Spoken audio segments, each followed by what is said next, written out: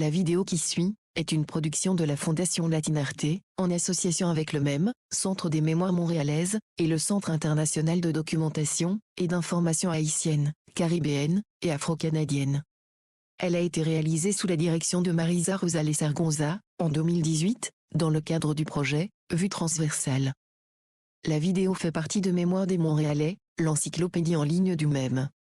Elle y apparaît dans le grand dossier Mémoire d'immigration, ainsi que dans le dossier Les Latino-Américains de Montréal. Il s'agit d'une rencontre de Mauricio Segura, un homme de lettres montréalais, issu de l'immigration chilienne. Début du générique. Comme sur une pellicule, des images défilent. Parmi elles, certaines se démarquent. Près du parc Martin Luther King, la Plaza Côte-des-Neiges côtoie l'église Saint-Pascal-Bellon. Des cyclistes roulent dans un parc. Devant le lac aux Castors, une femme et son chien sont assis sur un banc. La caserne de la place Diouville se dresse sous un ciel parfaitement bleu. Le titre apparaît. Vue transversale. L'image se resserre sur le visage de Mauricio Segura, qui porte des lunettes. Il se tient devant les étagères d'une bibliothèque.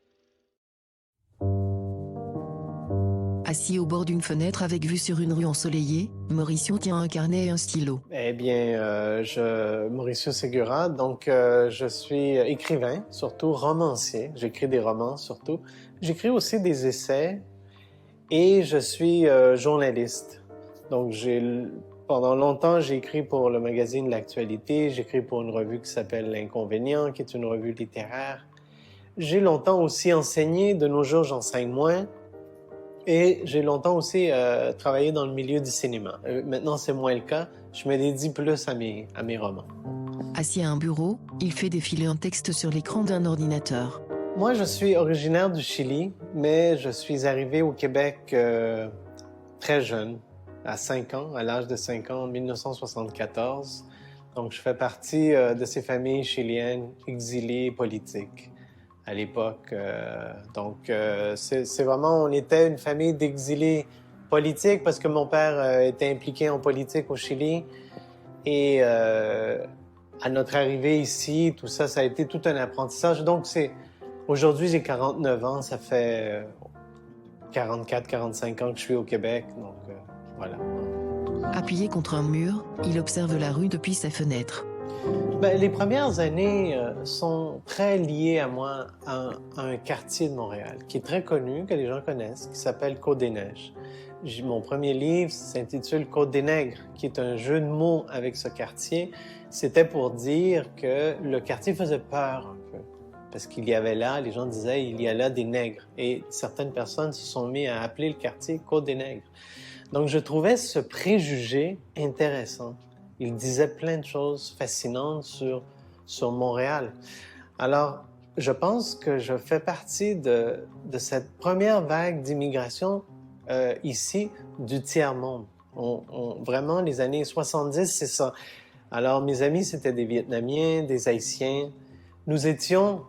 C'est une immigration colorée, pour le dire comme ça. C'est vraiment la première immigration qui vient de l'hémisphère sud. Au parc Martin Luther King, anciennement Kent. Le centre de mon inspiration, je pense à un parc. Je vais tout de suite penser au parc Kent, par exemple, qui contient plusieurs scènes de Côte-des-Nègres, des scènes importantes se déroulent dans ce parc. Et c'est le parc de mon enfance. Et on entend souvent dire, les écrivains, que l'enfance et l'adolescence sont le centre de l'inspiration. Je voudrais que ce soit autre chose. J'ai habité dans le Plateau, j'ai habité au Tremont, j'ai déjà habité dans d'autres quartiers. Mais c'est toujours ces images, ces premières images tirées de mon enfance et de mon adolescence qui reviennent constamment. Donc, c'est vraiment mon imaginaire se cantonne autour de ce parc, la piste d'athlétisme, aussi la piscine autour de ce parc et tout, évidemment, surtout les gens qui ont peuplé ce quartier. Bien, je considère que c'est ma ville quand même. C'est ici que tout part. Mon père dirait sa ville, c'est Temuco. Ma mère dirait c'est Santiago du Chili. Moi, je peux pas vraiment. J'aime beaucoup Santiago du Chili. J'aime beaucoup d'autres villes en Amérique du Sud. Je m'y sens bien, mais Je peux difficilement dire Santiago du Chili, c'est ma ville. C'est impossible de dire ça. Ma ville, c'est Montréal. Je l'aime elle me fait rager avec tous ses défauts et toutes ses qualités.